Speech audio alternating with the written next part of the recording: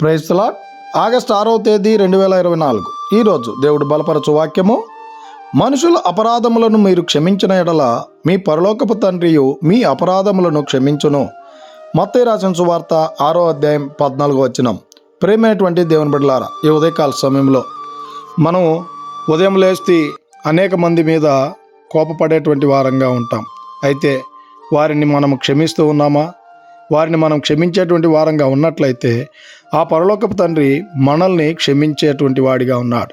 నువ్వు చేసినటువంటి తప్పుల్లో, నువ్వు చేసినటువంటి పాపములో ఆ దేవాది దేవుడు నిన్ను క్షమించాలంటే నీవు ఇతరుల పట్ల, తోటి వారి పట్ల నువ్వు క్షమాగుణం ఎప్పుడైతే కలిగి ఉంటావో అప్పుడే ఆ యేసుక్రీస్తు ప్రభువు వాడు కూడా నిన్ను క్షమించేటువంటి వాడిగా ఉన్నాడు. కనుక ఇకనైనా మనం ఇతరులను క్షమించేటువంటి వారంగా ఉండాలని కోరుకుంటూ ఈ దిన వాక్యం ద్వారా దేవుడు బలపరిచి దీవించునుగాక. ఆమెన్. God bless you.